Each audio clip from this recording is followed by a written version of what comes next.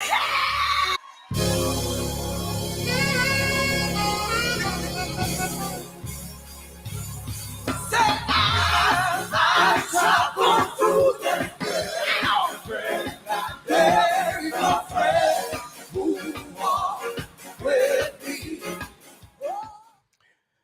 is now 6:36. We do apologize for the late start of our news right here on NRP Radio. Good morning to you, wherever you are. Let's head into the news right now.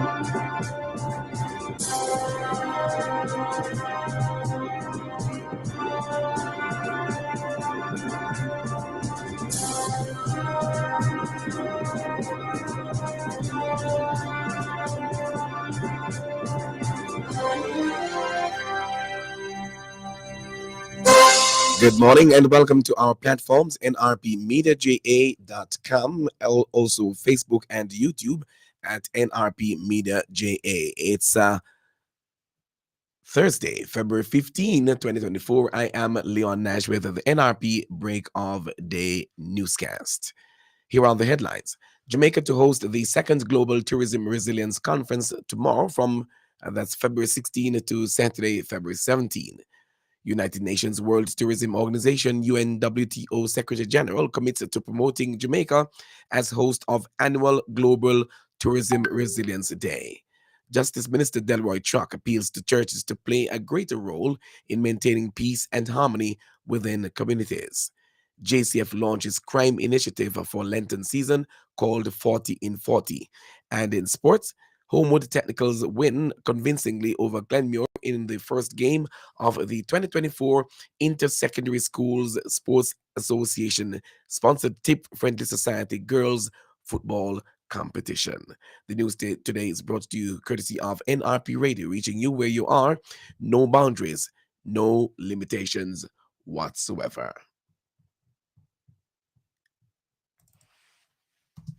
Hi, I'm Genevieve. And I'm Kalisha. And we are the Christ Praises. You're listening to NRP Media and Radio. Reaching you where you are. No boundaries, no limitations. Now for the details of the news.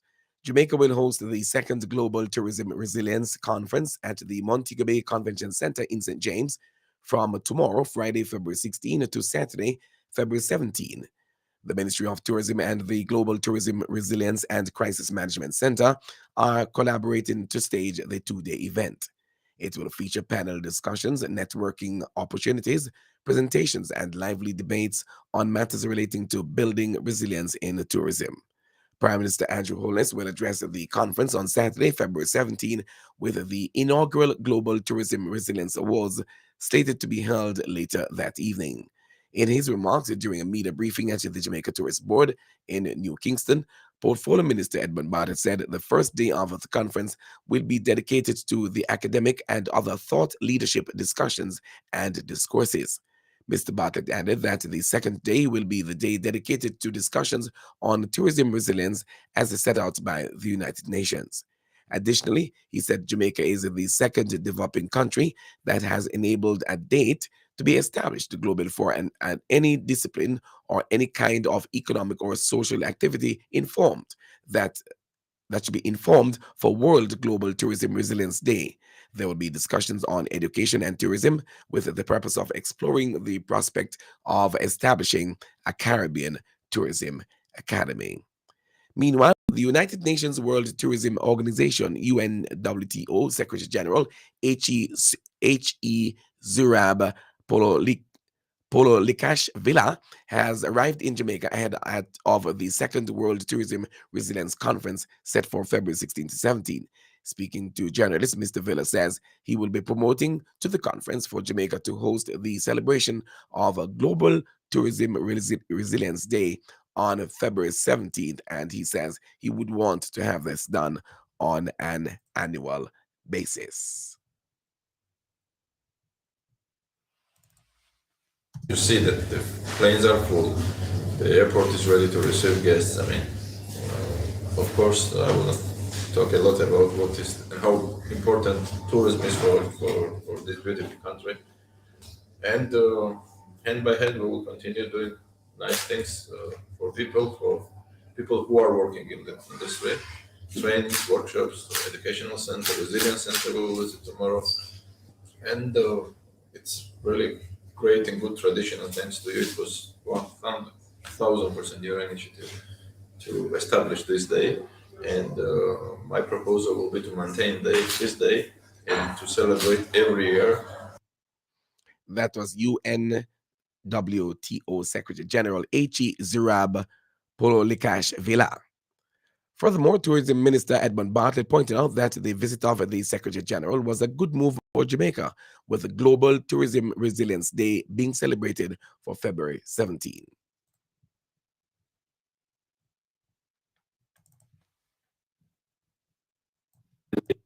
We'll be having that observation and celebration, and our chief celebrant for the occasion will be our Secretary General.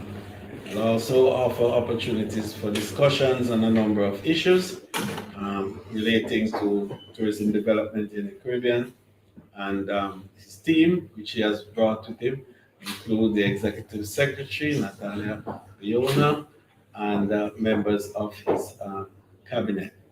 We are excited about her visit also, as it will offer an opportunity for serious discussion on building human capital within the industry, with particular reference to establishing institutional framework for training and development of the tourism workers.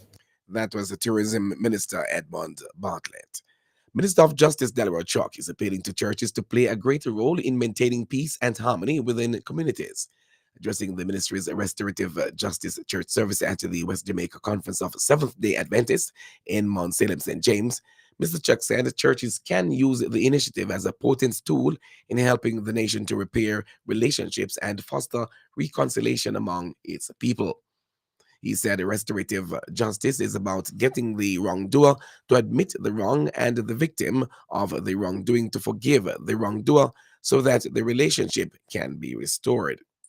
The Justice Minister added that this concept would make Jamaica a more peaceful place, and that is why a partnership is being developed with all the churches. Mr. Chalk unveiled plans to distribute a green paper outlining a proposal for enhancing restorative justice practices to churches across Jamaica, and urged clergy members and congregants to critically examine the document and actively participate in efforts to improve the delivery of justice and conflict resolution mechanism. The Jamaica Constabulary Force says it continues to its robust social media campaign against crime with the launch of a new push for the Lenten season called 40 in 40. Echoing its 2018 What Are You Going to Give Up for Lent campaign, the JCF says the new thrust throws out an even more dynamic challenge to citizens to help the police capture 40 wanted persons within 40 days. Strategically timed during Lent, Wednesday, February 14 to Thursday, March 28, the JCF added that its 40 in 40 initiative advances one element of the constabulary's crime reduction strategies through the well received promulgation of Wanted Persons on its much anticipated weekly Wanted Wednesdays feature on its social media platforms.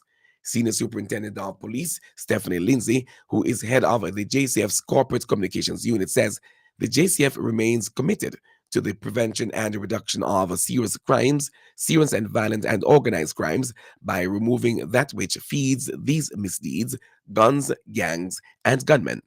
She added that not only is the JCF unrelenting in its pursuit of criminals and creating safer communities, but also in having law-abiding citizens that should be law-abiding citizens appreciate the importance of speaking out and standing up against criminality. SSP Lindsay says the component of combating crime through communication and engagement has reaped success. She thanked the public for its embrace of the JCF's work and encouraged more Jamaicans to continue sharing information confidently, and confidentially through any of the reporting platforms 119, 811, or Crime Stop at 311. 53-year-old Sharon Dunbar, a housekeeper of White House, Westmoreland, died as a result of injuries that she sustained in a motor vehicle collision along the Salt Creek Bridge in Hanover on Tuesday. Reports from the Green Island Police are that about 4:23 p.m., Dunbar was a passenger in a Toyota Axio motor car heading to the Grill from Green Island when the driver lost control of the vehicle and collided with a Toyota Corolla motor car that was heading in the opposite direction. The police were summoned and Dunbar was taken to the hospital where she was pronounced dead. Investigations continue.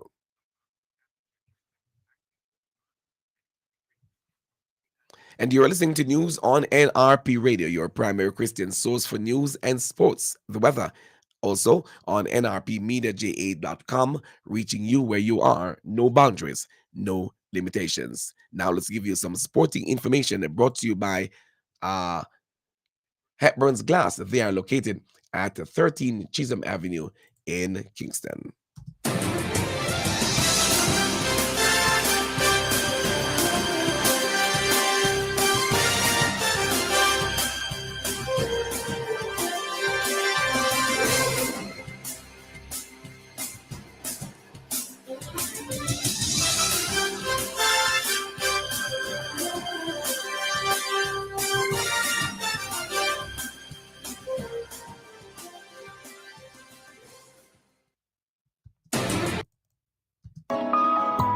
Hepburn's Glass Supplies is the latest trend-setting supplier of glass and mirrors in the industry. We specialize in tinted and clear glasses, as well as mirrors for all your windows, doors, and closets at very competitive prices. To maximize your shopping experience, we stock 316 and 1/8 mirror thickness and 316 and quarter thickness in our entire stock of float glasses. We have in stock gloves, cutters, and suction cups at unbeatable prices. Our customer service is second to none, with same-day cutting for your specific measurements. Visit our office at 13 Chisholm Avenue, Kingston 13. Call us at 9080962 or email hepburn.glass@gmail.com. Hepburn's Glass, quality service is our priority.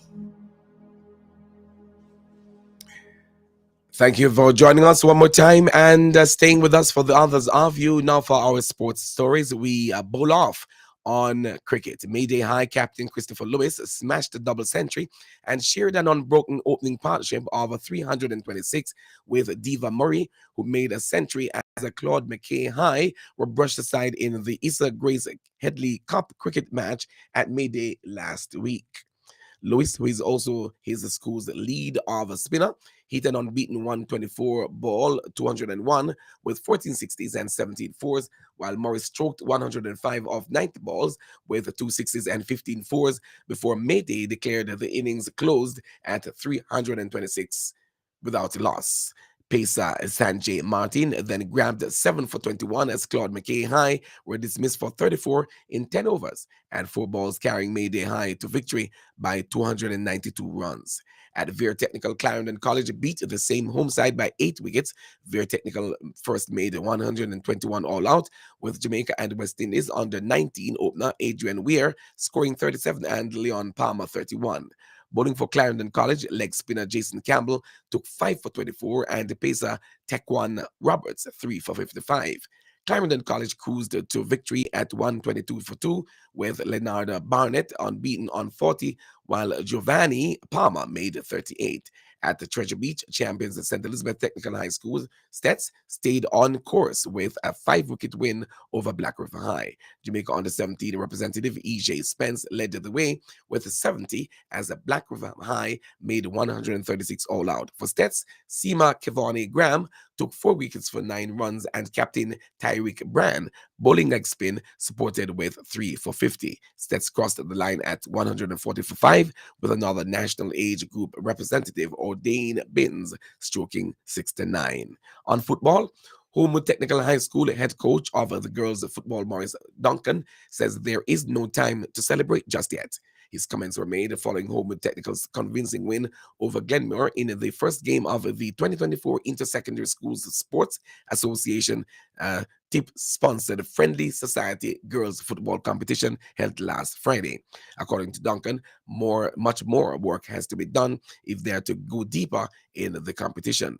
Playing at the Anthony Spaulding Sports Complex on Friday last, season's runner-up Homewood blanked Glenmore High 11-0 in the 80-minute encounter, sending a loud signal to rivals that their run last year was no fluke. Jamaica that should be Jamara James netted in the 20th, 40th, 53rd, and 75th minutes of play to lead the attack. Rhiannon Powell got a hat trick, scoring in the 18th, 61st, and 68th minute.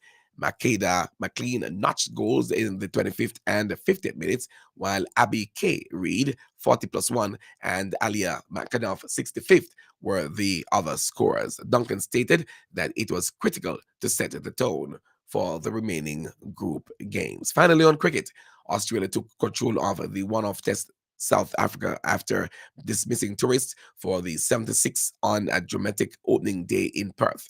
In the first women's test between the sides, South Africa were bowled out in 31.2 overs as 15 wickets fell in total. Australia fast bowler Darcy Brown, 20, took 5 for 21, while all-rounder Annabelle Sutherland claimed 3 for 19 as only two Proteas batters reached double figures. Australia slipped to 12 for 3, but recovered to end the day on 251 for 5, a lead of 175. Captain Alicia Healy, that is, fell late in the day for 99 after a fourth wicket stand of 155.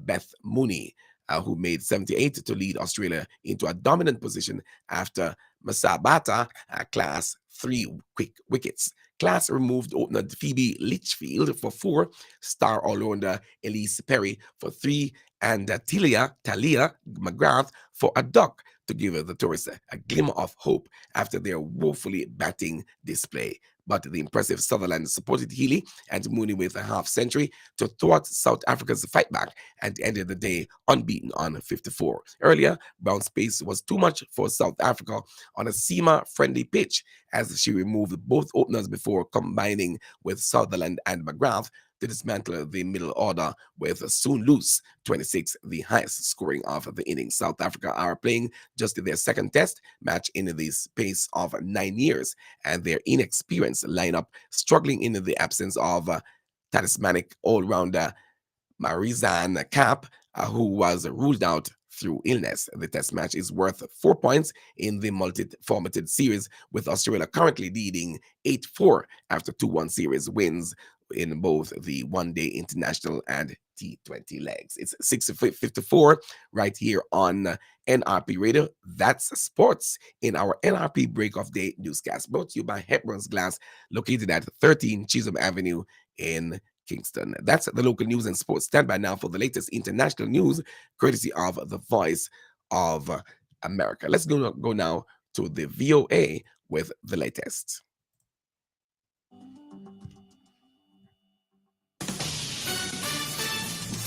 This is VOA News. I'm Richard Green. Gaza's health ministry says Israeli forces have stormed the main hospital in southern Gaza.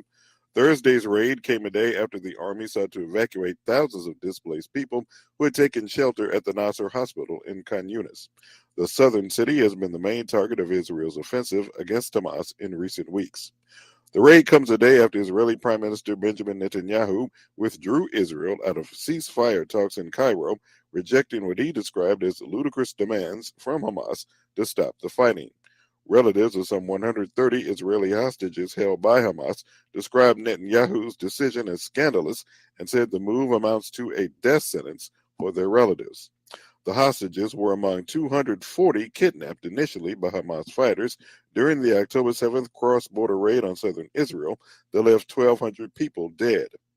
Israel launched a scorched earth offensive in Gaza in response to the raid that left more than 28,000 Palestinians dead so far. That's according to Gaza health authorities. French President Emmanuel Macron and Ukrainian President Volodymyr Zelensky will sign a bilateral security agreement Friday in Paris. Macron's office did not release specific details about the agreement. Macron said earlier this year that France was negotiating a bilateral deal based on the model that Ukraine recently agreed to with the United Kingdom, which covers 10 years. And that's the end of our international news there from the VOA. Let's move on now to give you the latest weather report and forecast.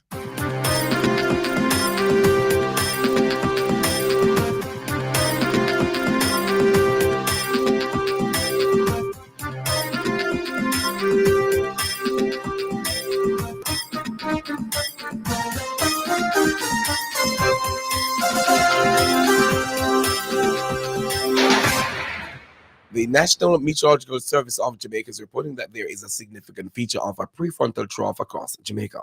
The trough is expected to remain across Jamaica over the next few days, while a stationary front dissipates west of the island. In the 24-hour forecast this morning, expect mainly sunny conditions to prevail across the island. This afternoon, partly cloudy conditions mainly across central and western parishes. Tonight, partly cloudy across sections of northern parishes.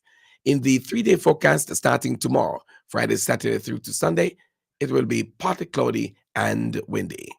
Of the current regional weather features, there is a stationary front across central Cuba at this time. Maximum temperatures expected for Kingston and Montego Bay today: 31 degrees Celsius in Kingston, 30 degrees Celsius in Montego Bay.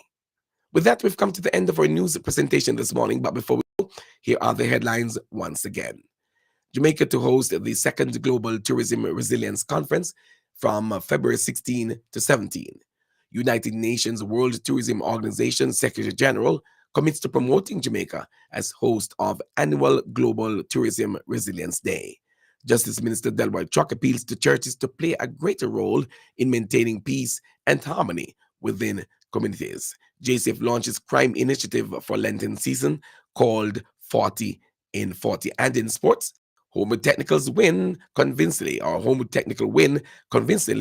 Glenmore in the first game of the 2024 Inter-Secondary Schools Sports Association event sponsored by Tip Freddy Society. That's the girls' football competition. Congratulations to Homewood Technical once again. The full half an hour of news this morning came to you courtesy of NRP Radio, reaching you where you are. No boundaries, no limitations. On behalf of the entire news and production teams, my name is Leon Nash. Join us again this evening at 6:30 for the NRP Evening News Roundup. Until then, if you walk, ride, or drive, make every effort to arrive alive. Have for yourselves a good rest of the morning.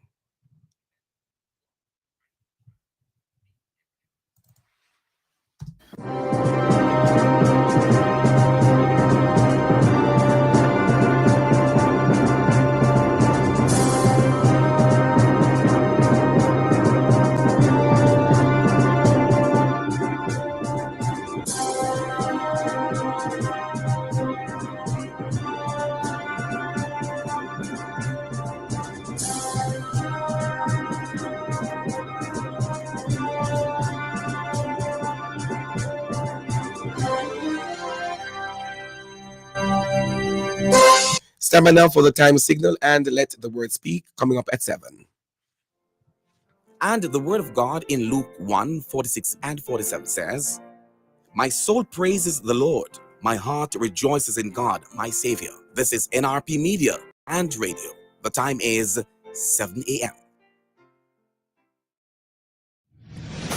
Ladies and gentlemen, here it is. NRP Media and Radio. I'm Janice. And I'm Kalisha. And we are the Christ Praises. You're listening to NRP Media and Radio.